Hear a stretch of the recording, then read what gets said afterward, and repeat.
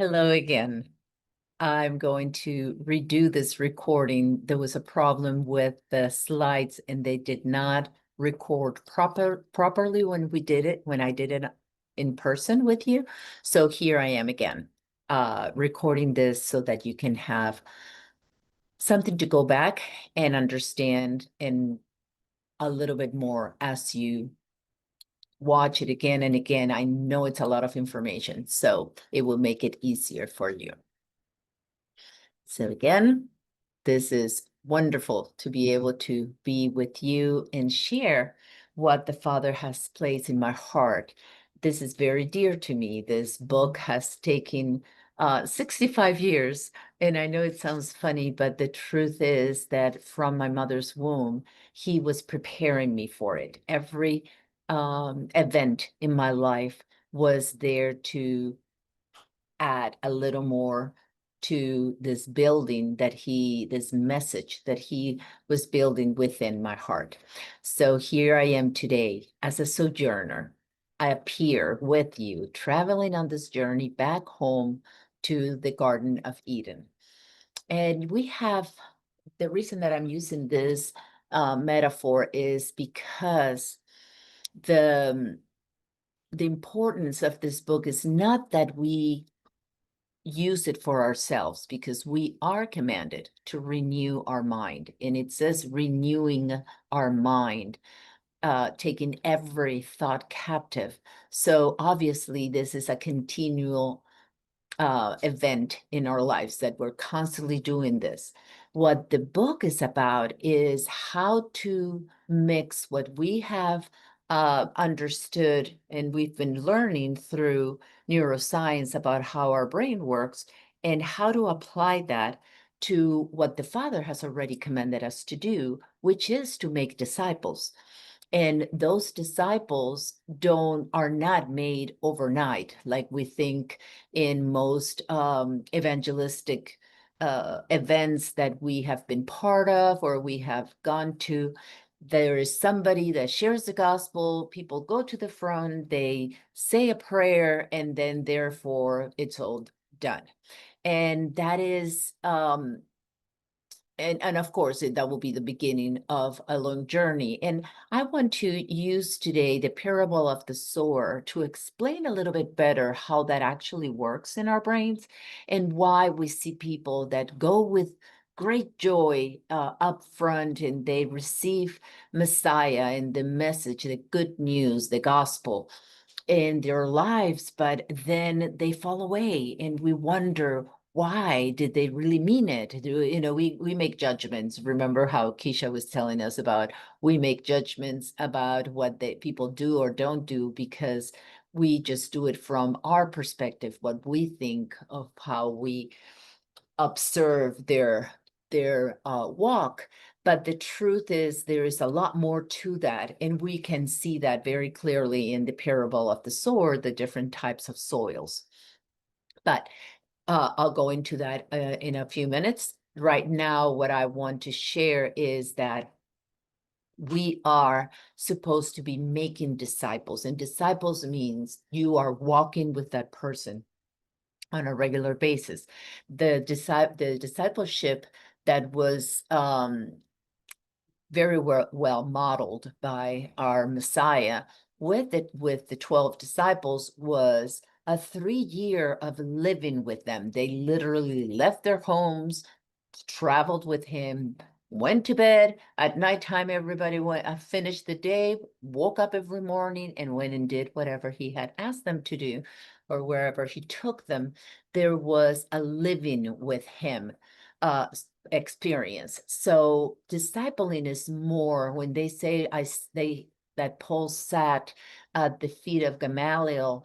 It's talking about really learning, living, because the feet represent our walk. It's our daily, so to speak, again, walk, pun intended, with the Father, just like he did with Adam and Eve, that he walked with them in the cool of the day. We hear that word repeated over and over, and it's because we know what we really believe when we walk it out in our daily lives, just by me saying something and not ever living it. You would wonder if I really believe it or not, right? So with that said, I just wanted to bring about this concept of having a pull, somebody that is pouring into our hearts, depositing, so to speak, what they've learned and experienced, just like Paul did with those that he wrote the letters to in Ephesus, in Colossae, in Philippi, all those places where he sent letters to. He walked this and he taught them.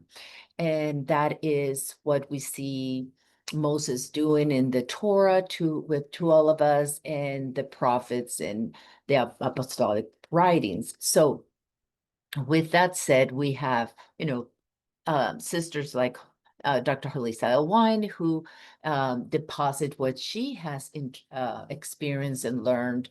And we see that with many others that you probably have in your lives. Now, another thing that is very important is that we all have a Barnabas. We all have somebody that is our peer. That's what I said. I'm here as a sojourner. I am as a Barnabas with you. I am going to share with you how I walked this out, how I learned this, and then you are able to ask me and we can walk together with this. I hope eventually, out of getting the book, and I have some playlist already on YouTube, and I have events that I want to continue to have a front for people to join in, and that we can talk to each other, ask questions, and see how is this working for each one of us, because we're all unique, right? So we can have parameters that the Father gives us through patterns that he gives us in his word, but at the end of the when it comes to behind the doors in the privacy of our homes, we walk it out very uniquely in comparison what others may, even though we are using the same parameters and the same patterns. So with that said, many has asked me, how do you disciple other? It's so hard. The Bible is so big. I don't know where to start. I don't know what to use. And in this walk, it makes it a little more complicated. I know I learned evangelism explosion, and I learned the 4 spiritual laws and many other um, techniques out there to share the gospel, but it's really limited when you are seeing it from the Torah perspective, from the whole Bible perspective. That's why I love so much creation gospel, because we see the creation all the way from Genesis to Revelation, and I'm gonna expound a little bit on that, a lot more obviously in the book. But then we also have, so we have those Barnabas, those people that we are accountable to, that we walk through, and we do life with. Then we also need to be a healthy river and not a lake without outlet. We need to have Timothy's. Those are the ones that we pour into and that we pass on what we have learned.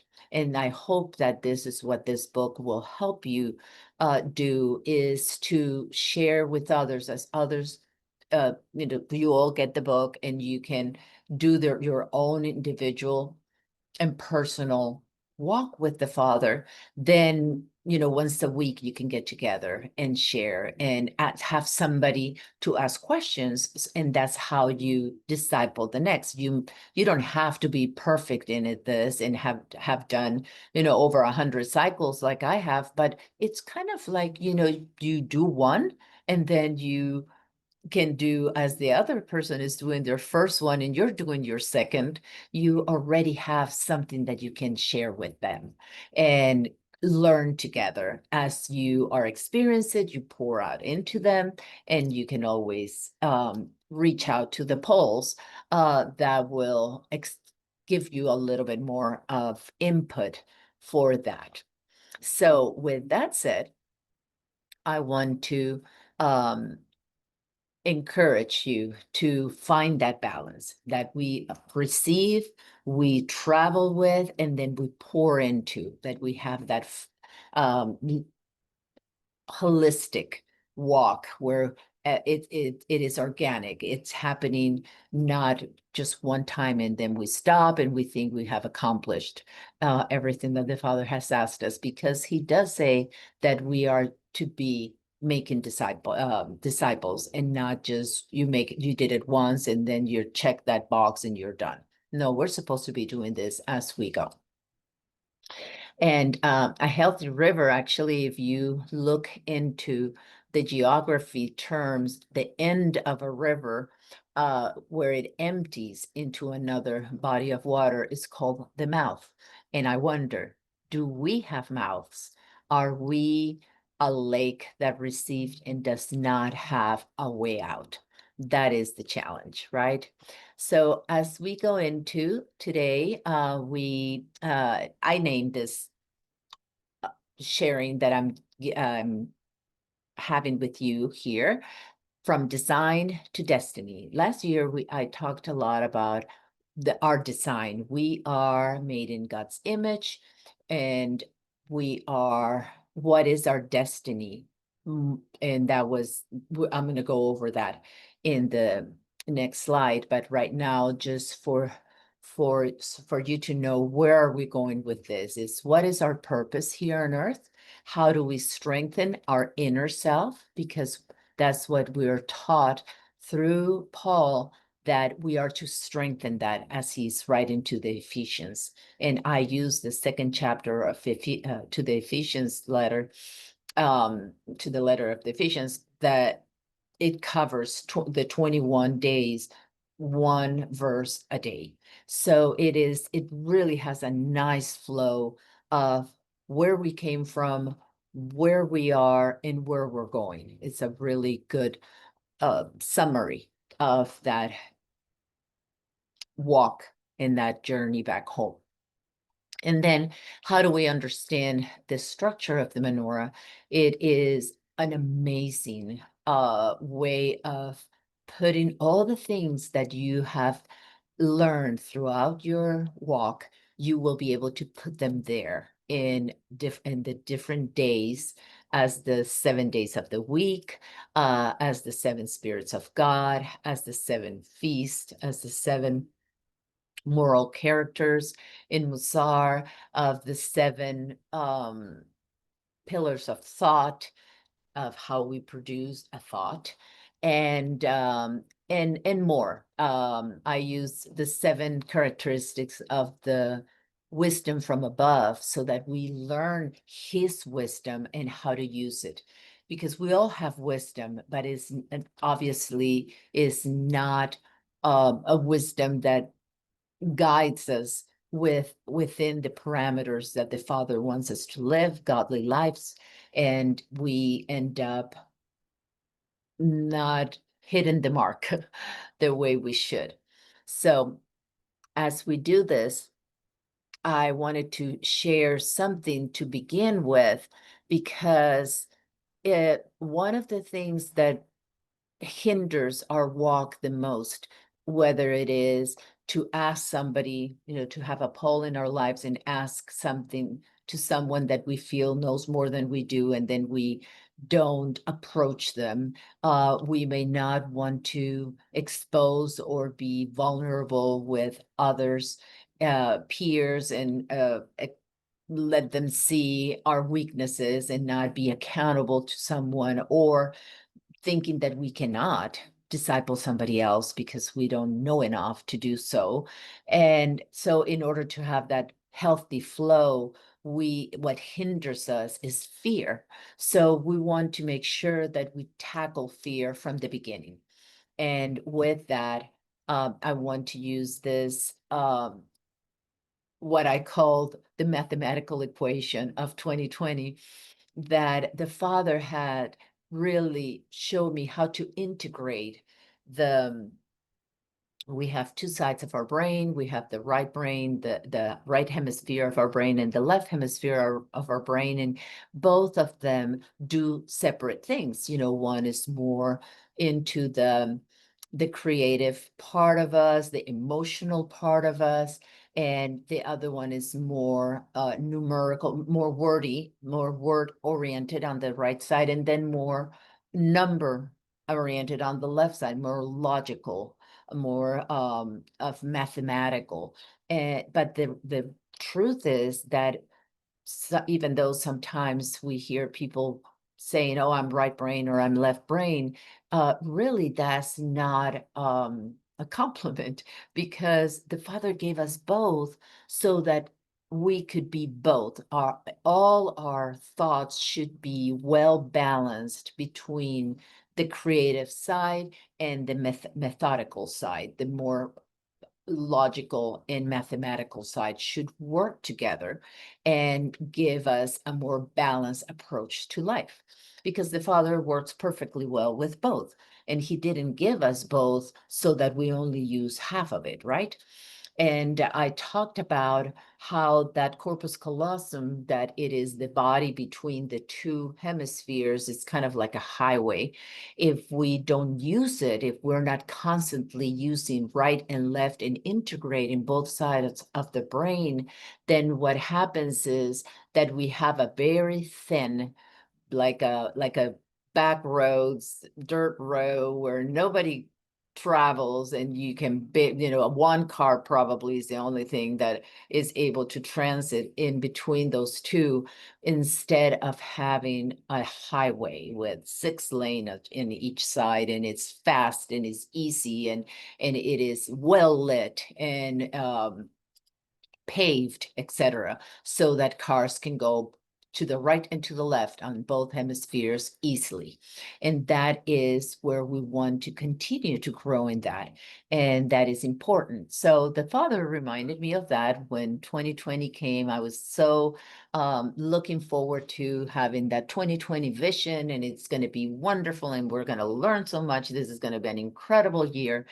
And it was not exactly how I was expecting it to be, but it did show a lot of the things that were about to happen and how the world is turning around, because it has. 2020 really made a huge impact in the world, not just in different countries, but worldwide, of the way we see things, the way we travel, the way we conduct ourselves, and a lot of laws and regulations came about that, and a lot of fear.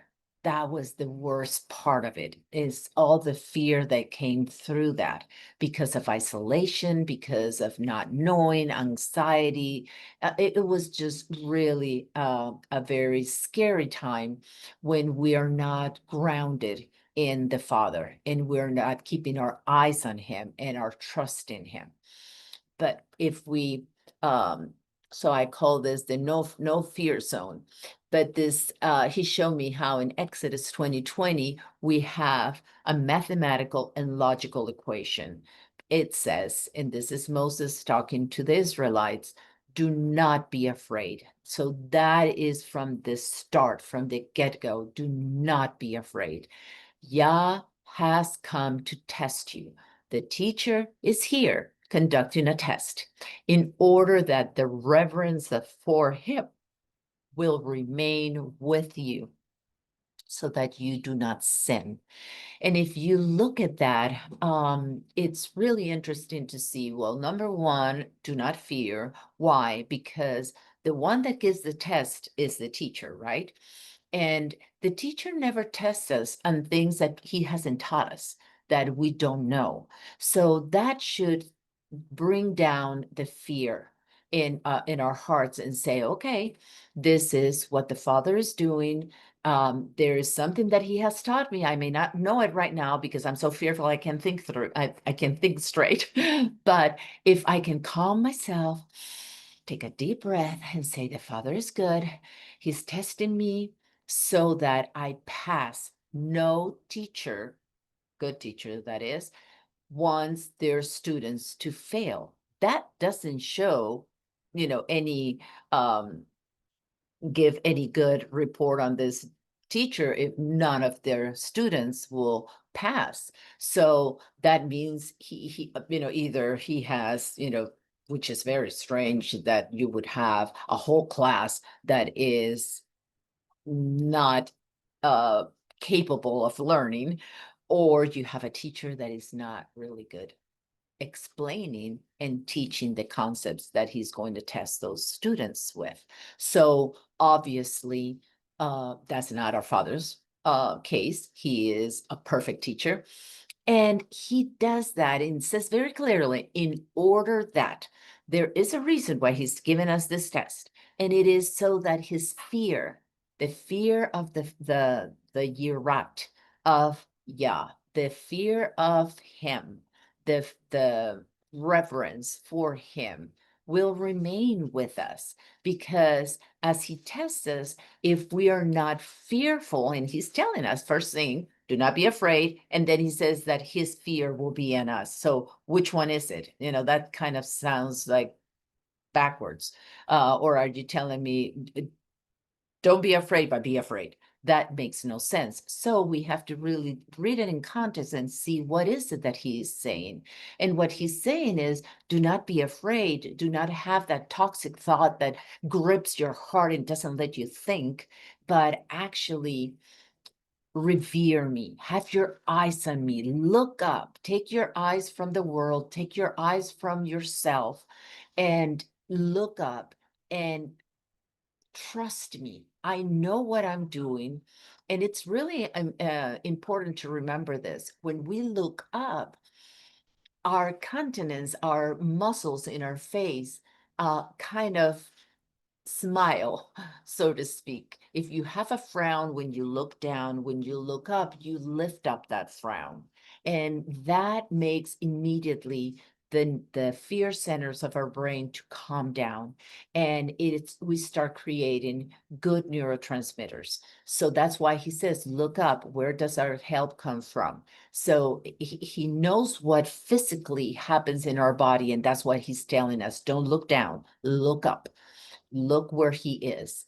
And because that's where he lives, and he lives in that prefrontal cortex where we actually reason and find solutions to our problems, and actually where fear does not exist, because he says that perfect love cast out fear. Actually, that verse starts with, in 1 John 4:18, it says, there is no fear in love. And if God is love, then there is no fear in him. But then he's telling us that his fear will remain with us. So what does he mean about that? What he means is the reverence for him, the knowing that you're God, I am not. I'm going to trust you, and I'm going to follow what you said to do. And when that remains in our hearts, then we do not sin. Because no matter what happens in front of us, no matter what anybody says, we will follow whatever he says. So I use this in a mathematical equation as -1, my toxic fear, +1, his reverence, the fear of him, which is clean and pure, equals 0. If I owe you $1, I pay you the dollar. I don't owe you anything. So that is how that equation works. As you can see here, it says my fear -1 +1, his reverence will equal 0, sin. Toxic fear, we can exchange it for his perfect love, and there will be no punishment. What is First John 4:18 says? There is no fear in love. Perfect love cast out fear, because fear is concerned with punishment. So as long as we are in the mindset of, oh no, I'm going to be punished about this, she's not going to be my friend, he's not going to talk to me anymore, I'm going to be excluded from the group, or all these things that bring that toxic fear. We are constantly thinking of punishment. But does the Father punish or disciplines?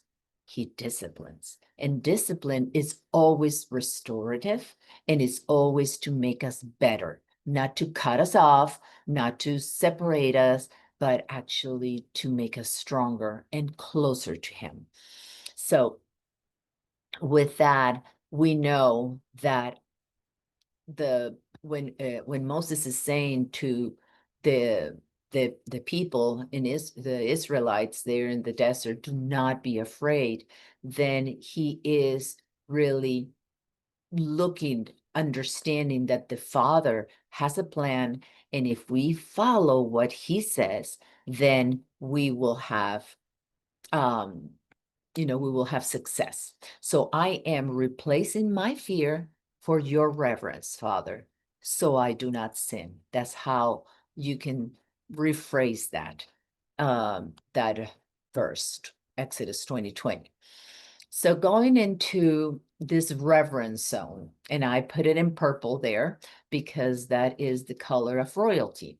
So you're going to see a lot of colors, and I do that on purpose. I'm giving you stimuli so that you think out with both sides of your brain. You're hearing me, you're trying to understand what I'm saying, and that is your left brain. But I throw in colors and I give you illustrations. I tell you a little story, and then I can bring in that part, that right side of the brain, and then you can have that integration of both sides of the brain. And he tells them in Isaiah 55:11, it says, so will my word be which goes from my mouth, it shall not return to me empty, without accomplishing what I desire, and without succeeding in the purpose for which I sent it. This is a loaded verse, and it is amazing to see what the Father is telling us with this. And if we go to the verse before that, it gives us a little bit more context. If we read what it says let me see that. And no, that's not it. There it is. Okay. It says, for as the rain and snow fall from heaven and do not return without watering the earth, making it bud and sprout, and providing seed to sow and food to eat, let's declare this. So will my word be which goes from my mouth. It shall not return to me empty, without accomplishing what I desire and without succeeding in the purpose for which I sent it. So just like the rain goes out and the snow falls, and it does what it's supposed to do, and it's not like it's not going to do it here or it's going to do it that. It only goes out for the good and it doesn't go out for the bad. No, the Father brings the sun up every day and it shines on good and bad. And the water waters the earth to produce, to make it bud and sprout and produce seed for food to eat. He provides for all. So it's really, it goes to calm that fear, because sometimes, oh, I'm not worthy, or I'm not good enough, or I've done some things wrong, so the Father is not going to provide for me. Yes, he will. Yes, he will. So when you know better, you do better. Whatever you did that you didn't know, repent from it and learn from it and do well next time. That is all what the Father is looking, is for us to understand that. In this slide, you see deep calls to deep. I am talking about the words from the Father, and you all received a bookmark. And in that bookmark, you had scriptures about being significant, about being accepted, about being secure in Him. And it is important that we read them, and we read them out loud, because hearing comes from the hearing of the word. And the word here, the translation of that word from the Greek is rema, is not the word logos, Logos. It is rema. so the logos is the written word, and the rhema is the spoken word. And he tells us in Matthew 4:4, he says to the adversary that it is written, man shall not live by bread alone, but on every word, every rhema that comes from the mouth of our Father. And that's what we just read in Isaiah 55:11. So as we read this, it's important that we actually hear it. And we also have that in Romans 10:17, that faith comes from the hearing the word of Messiah. So it is important that we speak it out loud, just like he created the world by speaking it into existence. So we also he's modeling that for us. So we also follow like his teaching and doing the same. And when you read this, on one side, it will have scriptures, and like in that I'm significant. It says, I renounce the lie that I am unimportant, inadequate, incompetent, or powerless. God says to me, and the scriptures are there, the verses, so that you know where it's coming from, but they're written as he is speaking to us. I designed and crafted you to do good works. Ephesians 2:10. I have chosen you to work with me. 2 Corinthians 6:1. You are a branch of the true vine infused with life. John 15:1-5. So we hear those words, and that nourishes our soul, nourishes our soil, and it helps us grow in faith, strengthens our faith. Then the next one says, I am accepted. I am completely accepted in Messiah. I renounce the lie that I am rejected, unloved, dirty, or shameful. God says to me, I have birthed you, my child. John 1:12. I have grafted you into my life. Again, John 15:15. And so on. You have more scriptures there. You are complete in Messiah. Colossians 2:10. So as we read this out loud, take note of anything that hits your heart, that really resonates with you, that moves you to your emotions get really involved as you hear those words, as you speak them out. And then take note of those, because those are the word of God is a sword in our hands for us to fight with. And the Holy Spirit at different times will bring scriptures, will bring swords for us to fight with and to defend ourselves with. So take note of that. But it is a great practice to speak the word over yourself and over your loved ones on a daily basis. So here, going back to the soil, I wrote there, it's all about the soil. How are you tending your garden? So we're going to see how the brain works and how we need to take care of the soil, because we're made out of dirt. We came from the dirt. And to see what is the correlation of the two. Because he knew he's stuck into an agrarian society at that time, but he knew we will be reading this now, and we're not. Some of us are, but some of us aren't. So what does that mean to us? And we start with our foundation. And that foundation is Genesis 1:27, where he says, for the first time, he's addressing us as humans, Adam and Eve, that he made us in his image. Then we know in Exodus 34:6-7, when Moses says, let me see your glory. And he puts him in the cleft of the rock, and he passes before him saying who he is. Well, he is telling us something. If he is saying that we're made in his image and he's telling us who he is, that tells us who we are. And he says in that he is merciful, compassionate, slow to anger, abounding in loving kindness and truth. keeping loving kindness to 1,000, and forgiving iniquity, trespass, and sin. Therefore, we know that we're capable of doing all those things because that's really who we are. That is the image of our Father. I put there in parentheses, genes. That is our foundation. That is our DNA. And then what is our epigenetics? Epi means above, and genes, anything that you have with ICS at the end, like genetics, means pertaining to. So anything pertaining to the genes that pertaining to what's above the genes. So let's see what that is. So we have a survival mode, and that is the lower part of our brain.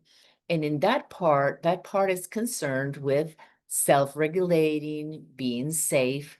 That's how, we keep strong and healthy and don't die by needing food, and we cry if we need it. We cry if we're cold. If our body temperature gets dysregulated, the child will cry. If the child needs love, needs to be held, uh, to feel affection, then that is part of the emotional side of our humanity, that we have all those needs. Like Keisha was telling us about how do we present our needs to others? We have them, and we shouldn't be embarrassed by them. They are important, and we should be able to say them. And then that part of our brain is preverbal, is before we learned any language. We have that is what keeps us alive. That's why it's called the survival.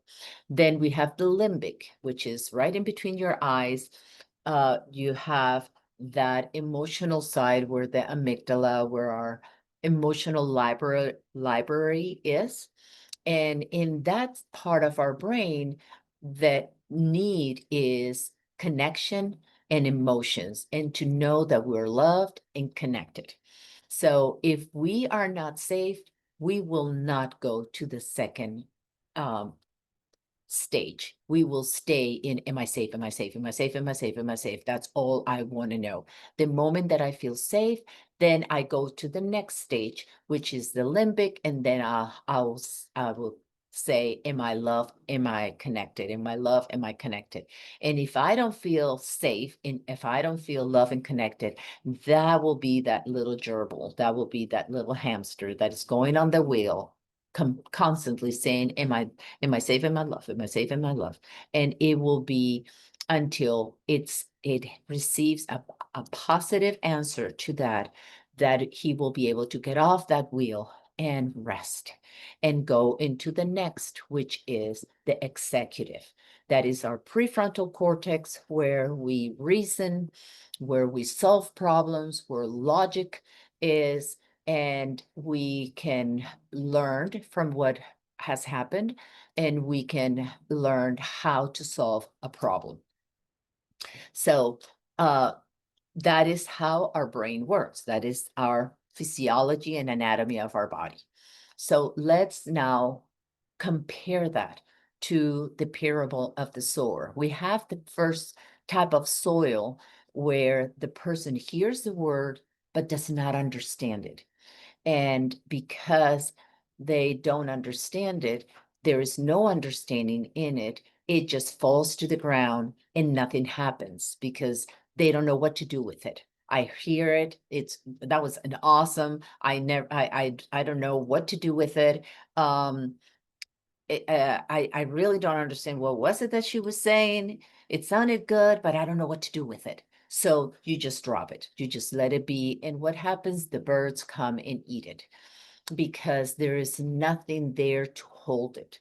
So that soil was not ready. And that is our survival. And there was nothing to hold that seed.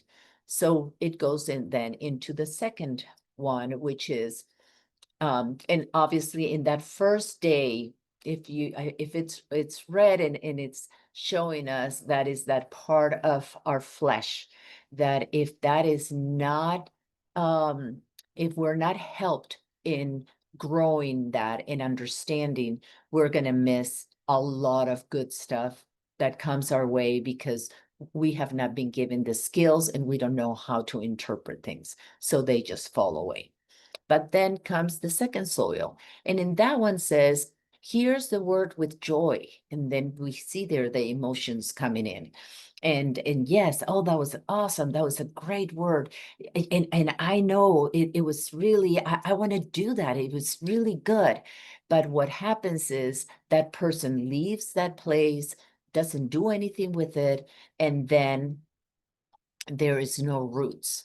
And without roots, there is no growth. So they will fall away anyhow when trials come, when things get hard, and the person says, oh, you went with me and you liked it. Do you want to do this? Do you want to do some study with me? Do you want to learn something? I just have, this is happening. I had a problem here, or I'm not doing well in school, or they need me to get another job to support the family. So I just don't have the time. So the trials that happen in the life of the person makes them say, I'm sorry, I just can't do this. So when there is no roots, that means that there is no walk. In order, you put a little seed in the ground and you water it. But if you don't continue to water it and you don't continue to expose it to the sun and give it what it needs to grow, then those seeds don't grow. And then therefore the plant doesn't come out of the ground. And that has to be a daily. You probably all have done this. I know I have, and I forget that, you don't see anything. So it's like, it's okay. And, but no, I kill the seed. I don't let it really germinate properly because I am not in constant looking after it, watering and making sure, because you can't put it just in water. You just have to moisten that soil and keep it in good in a good condition for it to break and for the seeds to come out of it. So that I just got too busy and I didn't take care of it, so they died. So that's what we see happening with the second soil. But then we have the third soil. They do hear the word, and they paid attention, and it had roots and it started to come out of the ground. And now the little plant is growing, but it has no fruit. Why? Because it's not that the trials were, I had some problems and I forgot to water it and I didn't take care of it, like in the second soil, but it is more like, uh, you know, there is this opportunity that I could go to. And that is more important to me because, it's my friends are all going and I want to make sure that I stay in good um, um, relationship with them or my boss, this or my job, that. And we take our eyes off the Father. Our eyes are too preoccupied with the world that we don't ask the Father, do you want me to go? Do you want me to do this? It's not this, I'm doing this because the Father is asking me to do it. I don't have that relationship with him. So it becomes this reasoning is with me, not with him. So there is this problem solving, and I solve it with my friends and with the world and with my job and with whatever it is around me. But I'm not solving my problems with the Father, and I'm not looking to solutions to my problems through his word. It's very worldly. So what happens? It chokes the fruit, and it chokes the plant, and it has no fruit. So we see the plants like when Messiah passes by, and there was no fruit in that fig tree, and he dried it up. So that is the three types of soil, but there is a fourth soil in which goes back to that uh, foundation that we have. which is we hear the word, we understand it, it produces a bountiful harvest, and then it attaches to the survival, to the limbic, to the executive. It keeps it all together, it's regulated, it's integrated, it is full of love because it is his image is what's growing that plant, and that love is then seen in us. Then it comes through us too. So then you can see that is a very regulated and integrated process. Now, how do we grow that a self-sustaining thought? Well, like I said, it takes 21 days to create a full thought that stays within your short-term memory. And then 2 more, that is a total of 3 cycles of 21 days, that will grow that into a more solid thought that will be not just in our short-term memory, but actually in a long-term memory.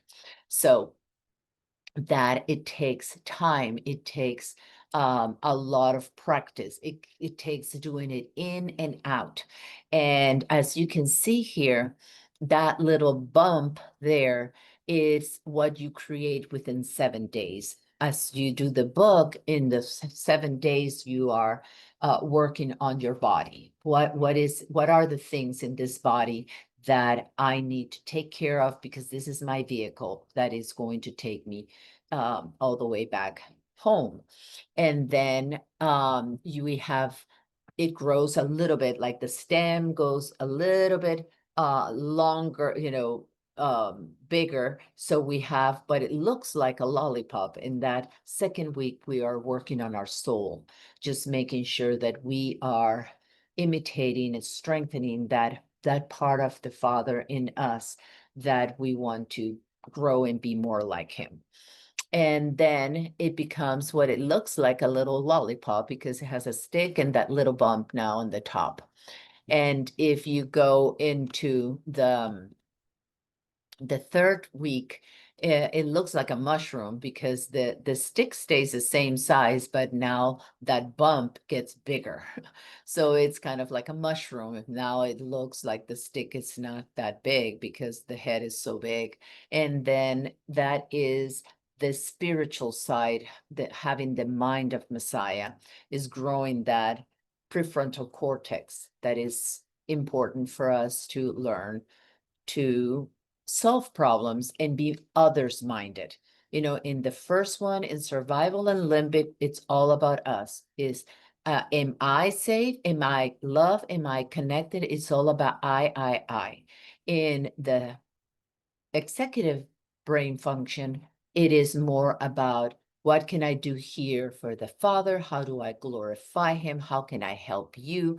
I am safe, I am loved, and I'm connected. So there is no need for me to continue to see what do I need, because I have my needs met. So then it's, how can I meet yours? And that's where we all should be, because that's how we can help each other. So what happens when we are dysregulated? When there is there is a disconnect, like what happened with Adam and Eve after they sinned. So we know that that part of them, that image of the Father, is still intact, is still there. Nothing has changed that.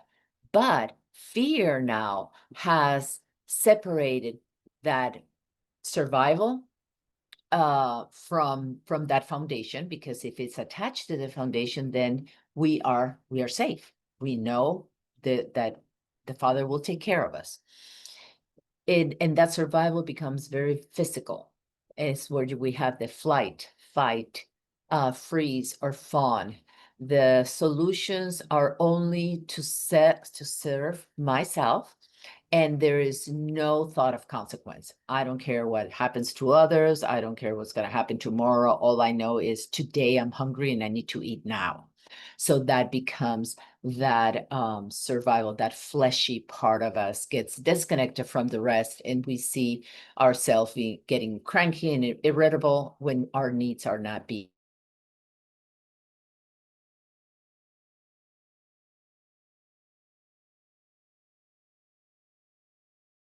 We become very verbal. We start saying things. Like the other one was physical, like you slam a door, you know, stump the floor, you break things, you throw things. But in the limbic, you are more verbal. You things like you always, you never, you're the worst, I hate you. Those are the words that come out of a limbic state, and we become very historical. You did this last time, and you always do this to me. And we just bring back all the history in our relationships. And that's where everything is bad, and where we cry and we are desperate and we blame, and we cannot find a solution to anything. We're just completely in disarray. And then it is totally separated from the executive, because at that point you can ask, what were you thinking? And your kid, your spouse, whoever it is that you are asking, they will say, I don't know. I thought it was good at the moment. And because they can think through. Fear grips their heart, and there is no logic in fear. So we have, then there's no love or consideration for others. They feel lost. They have no self-control. Um, they're not seated in heavenly places with Messiah, because they feel like they're drowning. So there is that disconnect from the mind of Messiah too. So when we go to the soil, we see that all we care is to live, no matter what we have to do. And we see that, unfortunately, in cases of addiction, where they do things, they rub their parents, or they hurt an elderly person. They don't care. And you're like, why would you do that? Because it's all about me. They can see consequences, and they don't care about anybody else, but it becomes very egotistical, very egocentric. And in that state,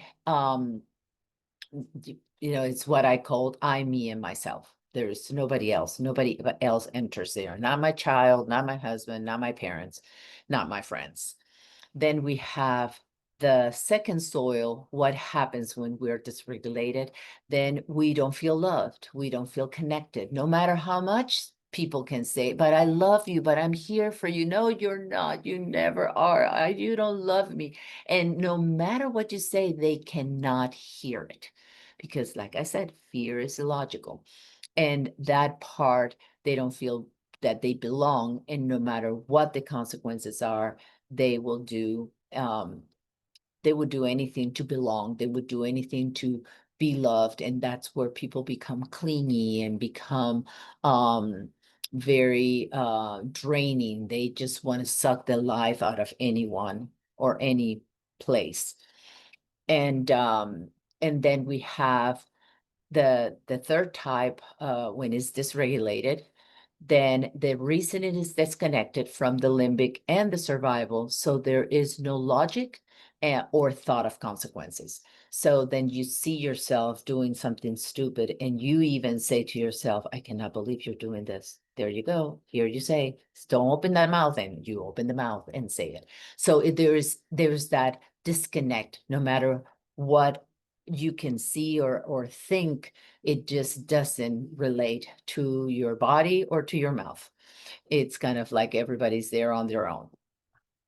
And since this foundation, when you go to the fourth, since this foundation is not the governing thought, then there is no love for the Father and there or others, and that rule our actions. So we see people that do not have the fear of the Father, do not love others, and it's not that it's not connected that the way it should be. That's why it says strengthening the inner man. But when that is strengthened, it's kind of like that little toy that has a lead bottom, no matter how you push it, if his has a that lead there, it will bounce back. It will stand up again. The righteous fall 7 times. So instead of coming back because we are rooted and grounded in that love, it's actually not there, and we just fall and stay down. So that love doesn't exist, is disconnected, as you can see, from the executive, and therefore there is this seesaw, and I want you to see that in this picture where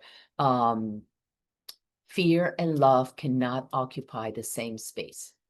And again, how do we know that? Because 1 John 4:18 says, there is no fear in love. Perfect love casts out fear, because fear is concerned with punishment. And he who fears has not been perfected by love. So this whole perfection of Philippians 1:6, he who started a good work in us will complete it until we see him face to face, is this process of completion, this process of maturing us. And when you see that you are fearful, then your love is down, as you can see in this seesaw. Then your fear is up and it needs to come down, and your love needs to go up, so that the executive state is in charge with the mind of Messiah. And we'll see that immediately. You can see when you are fearful, your mouth gets dry because cortisol and adrenaline levels have increased.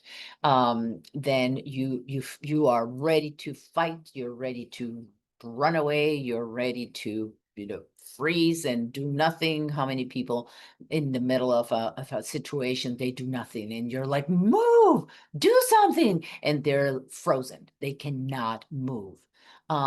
So there are in that fear is up and love is down. So they cannot do that. There's no connection to the brain, to the reasoning part of our brain to help us find the solution to that problem.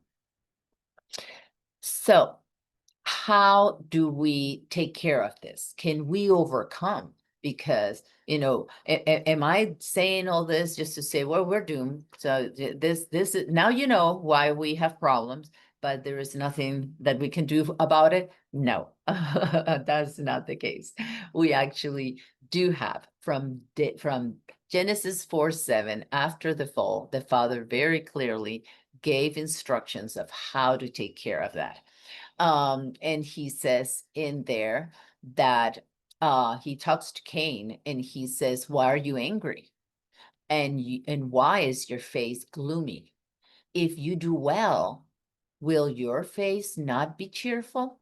So when we do well, we'll have joy. We will have laughter. We will be happy. But if you do not do well, sin is crouching at the door, and its desire is for you, but you must master it. So is he saying, well, you poor thing, the devil is out there, sin is out there, there are demons out there, and they just want you, and they're going to have you? No, he's telling us we can master it. There is something we can do. We can overcome anything that comes our way. So, and Cain then went and talked to his brother, and it happened that when he was at Cain was in the field, rose up against his brother Abel and killed him. So we see that he did not master it. He allowed that emotion, that jealousy, that envy to take root and do the action by killing his brother. Now in Ephesians 2:7, so we see that so that's how it started in Genesis, but we see that throughout the Bible. But let's go to the end of the book. So because if we're talking about overcoming, how do we overcome? Is it possible to overcome? Let's see what he says to the churches, right? To the assemblies. And he has a message for every single one of them. To the Ephesians in Ephesus 2:7, in Revelation 2:7, he says to the to the church of Ephesus, he who overcomes, I will grant to eat the tree of life, which is in the paradise of God. So that means that when we overcome, we can go back in and we will be able to eat from that tree of life and never die again. So we can go back to Eden. He says to the church of Smyrna in 2:11, he who overcomes will not be hurt by the second death. So there is that second death, and we will not be hurt by it because we have overcome. What does he say to the assembly in Pergamon? In 2:17, he says, to him who overcomes, I shall give of the hidden manna, and I shall give him a white stone, and upon the stone a new name in writing that no man knows except he who receives it. So we are going to have a new name. We will have that hidden manna. We will have that the word that will nurture us forever, and we will have we will be, with him. These are all the things that he's going to give us when we overcome. Then we have the assembly in Thyatira, 2:26, and he says, to him who overcomes and keeps my works until the end, I shall give authority over the nations. So as we're faithful in what he has called us to do, he will give us responsibility in this world to come. Then we have to the assembly in Sardis, and Revelation 3:5, he says, he who overcomes shall be clothed in white garments and will not blot out his name from the book of life. I will confess his name before my Father and before his angels. So there we have then talking about our name being confessed by him, will not be blotted out from the book of life. And then we have the assembly, the Church of Philadelphia. We have to remember that was the only one that he had nothing against.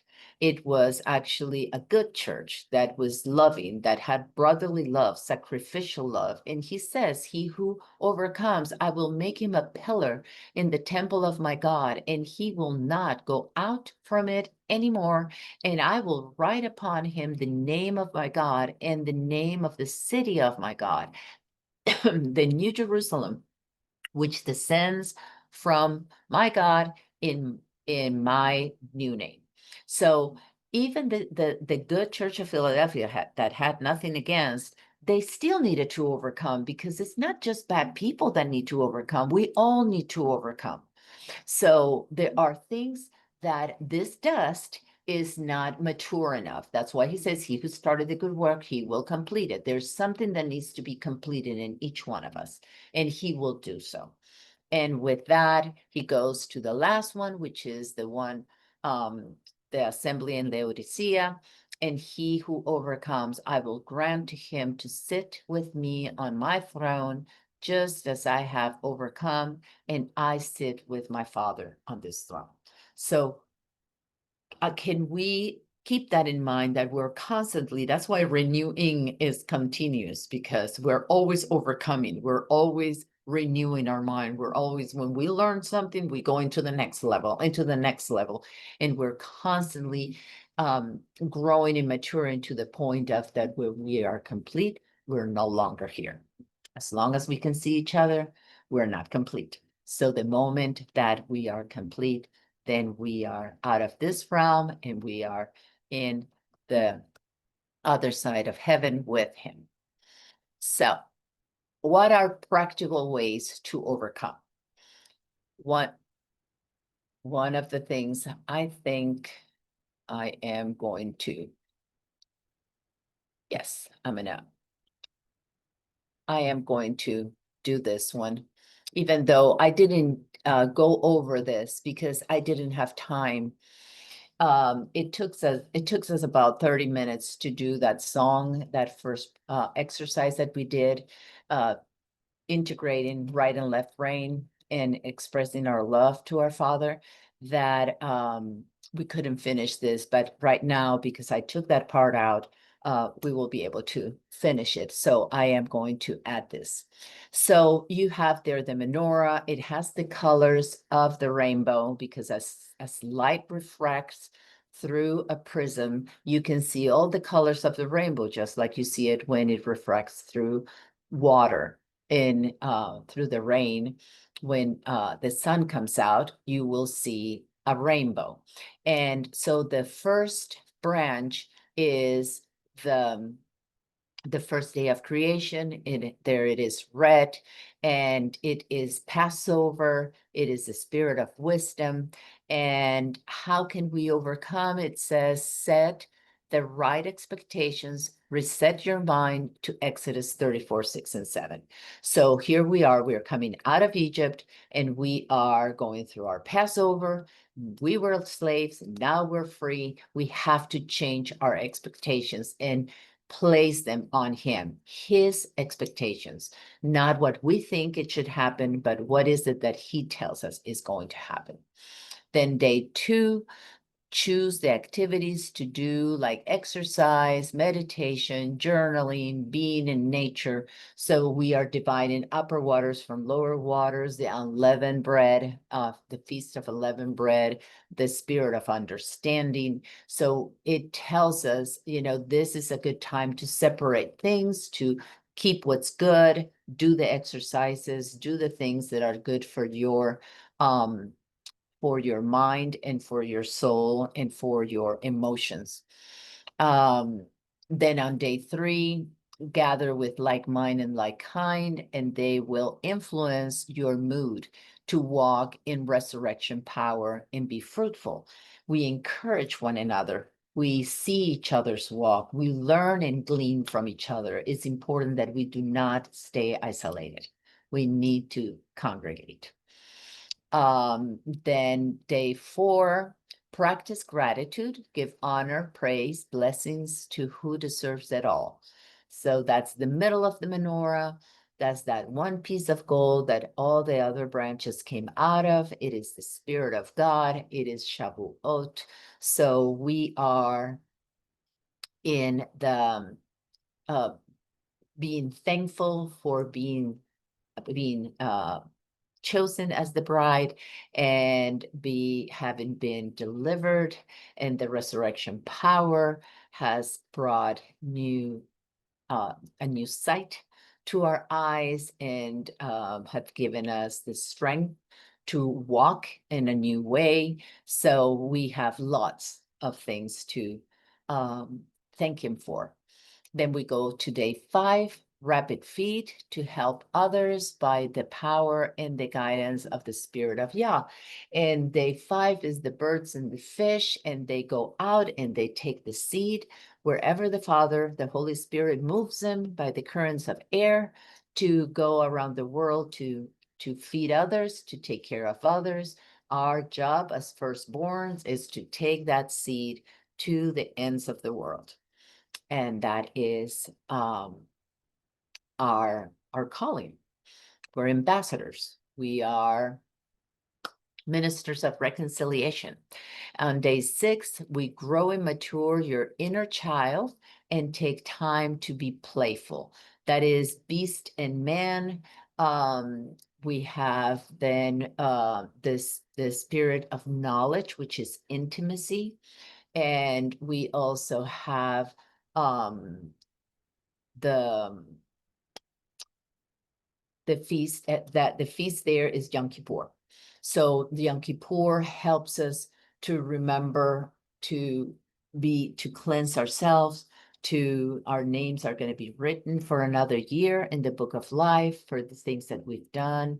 If whatever we've done wrong, we repent, we ask to be cleansed, we do a mikvah, we cleanse the crumbs out of our pockets in its symbolism of I'm not bringing anything into the world, into my next year from the past year that is not worthy of you, Father. So it is like a renewal of start a new year. And that it's important that in doing so, we grow and mature, but that inner child, we're supposed to be like children and not get bitter and angry and like we are sucking on a lemon every day. People don't want that. You get more flies with honey than with vinegar. So we want to invite them into the kingdom of God. We tell them how wonderful it is. So is that part of us? Is that mature side of us? Is the man side of us, not our flesh, that is doing the invitation, that's doing the bonding, that intimacy is with him, sitting with him in heavenly places. And then we have 7, understanding that overcoming is not linear. So sometimes we'll go forward and sometimes we'll go backwards, but it's okay. We continue to move and we will have good and bad days. Trust yourself to Abba's plan. That is the day of rest. That is Sukkot. That is what we're preparing for the last feast when we celebrate the wedding of the Lamb. So we are constantly looking forward to that. As you can see, that little chart where it's that little box there, it says shame and guilt and all those emotions are heavy and they are lower in the scale, even color in the scale of light. They are in the darker colors. And then we see how the lighter emotions, so they go more earthly, they go down. And the lighter emotions like love, joy, and peace are more are lighter, and therefore they lift up to a higher place. So even in that, the Father shows us how important it is to be mindful of our emotions and change them when we need to. And I love this Gamsula Tova. Sometimes things don't go the way we wanted them, and we need to remember that it's all for the good. Even this is for my good. And I want to end with this last review. I want to bring it all together in how in the book you will see all these areas and how do we go back to Eden. Holisa just taught us in the morning that information is not a direction. Just because we have more information, that doesn't mean that we know exactly where we're going.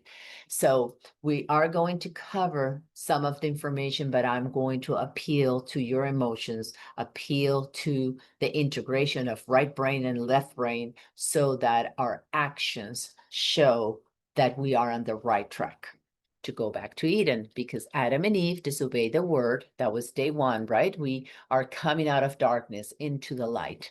Then we have negative emotions came out of that. We have upper waters, lower waters, what's divine and what's earthly. So we can see there are good emotions and there are negative emotions. We want to choose the right emotions because the negatives will take us the wrong way. Then we go on day 3. You have Abhay reveals himself in positive emotions in Exodus 34, 6 and 7. The Father says, I am, and everything he said was positive. So those are the emotions that we want to dwell in. And then, because that's our foundation, right? That's our identity is being in his image. Then day 4, thoughts obey Messiah. So day 4, the sun, the moon, and the star were there to govern day and night and to remind us of the feast, the Moedim. They're there to give us a pattern for the year so that we can prepare and do things orderly. And in that, we have 2 Corinthians 10:9, which says, we destroy arguments and every lofty opinion raised against the knowledge of God and take every thought captive to the obedience of Messiah. We are building the house and we need knowledge. Doesn't Abba say through Hosea 4:6, my people are destroyed for the lack of knowledge? So we need to grow in that. We need to have that obedience to him and let him guide us and govern us and tell us, follow his feasts, follow his moedim, follow his patterns, submit to his government. Then we have in day 5, not conforming, but renewing your mind. That's Romans 12:2, where it says, do not be conformed to the world, but be transformed by renewing your mind, that by testing you may discern what is the will of God, what is good and acceptable and perfect. So there's always this testing. There's always this, let's see how this works. It may work this time, may not work the other time. We learn from those mistakes and we continue to find what the will of our Father that is good and perfect and acceptable. Then we have day 6. The word is Yah. John 1:1 says, and the word was God, right?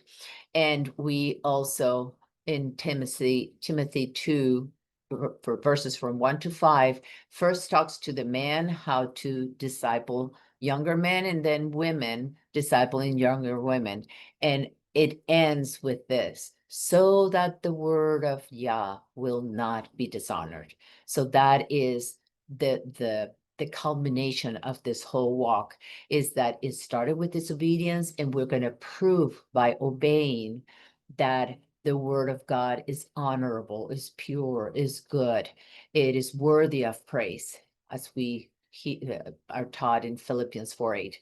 So let's focus on that. Let's honor the word of God and not dishonor it. And unfortunately, that is the most common fight between denominations, between assemblies and congregations, that it's all about, but I believe this, but nobody says that, and we're dishonoring his word by even doing that, because he says not to have destroy any arguments and lofty opinions again that are raised against the knowledge of him.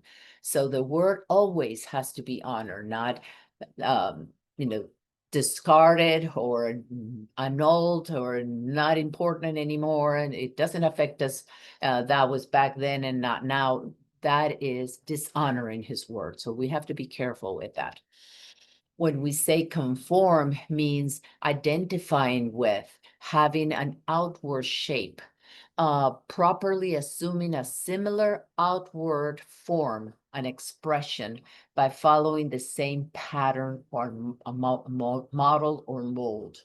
So we are getting into his pattern, into his mold, so that when we're conforming to himself. And then 7, we have that we learn from Messiah to be yoked to him, to the word, and Matthew 11:29. And then we know that he is the one carrying us. We are yoked to him, so that he knows the way, he is the truth, he is the life, and he will take us where we need to go. We can trust him in that.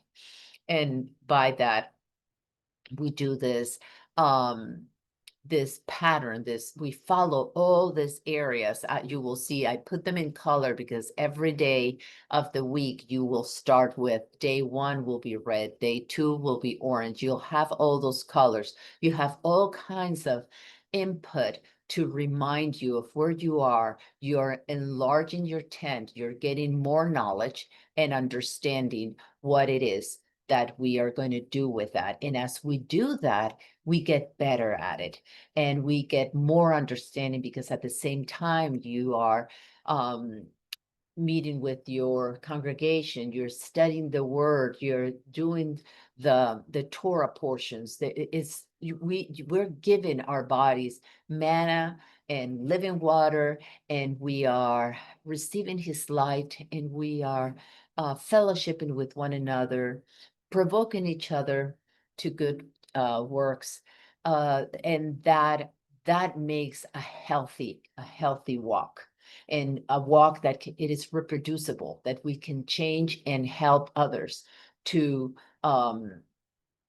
well, we don't change them, but we can help them change by giving them the little morsels of the breadcrumbs on the road, and they can eat on their own and pick them up as they need them.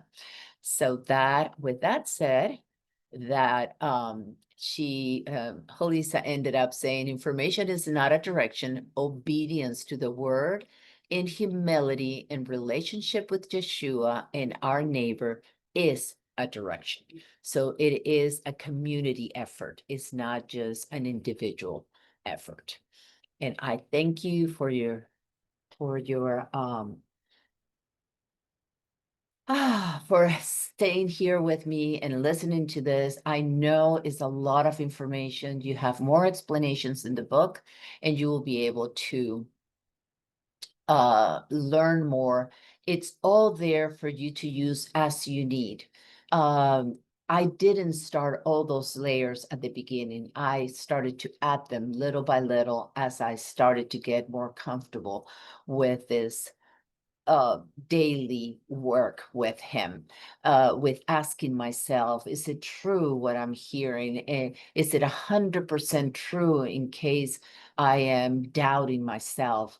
Looking against the word, how do I feel when I think that is true? And then looking into my heart and understanding what is it, what's triggering me, where is it coming from? How would I feel if that wasn't true? Then how do I see the other side of the coin and the positive side? And then those are 5 questions that you'll have every day. And then the 5th one is, how do I turn that around? Kind of like that mathematical equation. I give you my toxic thought, Father. Give me your good, pure, and wonderful fear that will remain in me so that I don't sin. And that way I'm able to use that in during my day to be more like you, to remind me of who I am and strengthen that part of me. Father, I thank you for all these precious ladies that heard this message there, and I pray for all those that will hear this message as they go to the recording and listen it later. I pray, Father, that you would encourage us, that you would continue to work with us. We know you do. You said that what you started, you will complete, and I thank you for that. And most of all, Father, thank you for your Holy Spirit that is guiding us to all truth, that teaches us, that reminds of all the things that you have taught us, and that will never leave us nor forsake us, is the down payment of our future home with you, where we will get the complete house when you come back or we go to you. In Yeshua's mighty name, I thank you. Amen.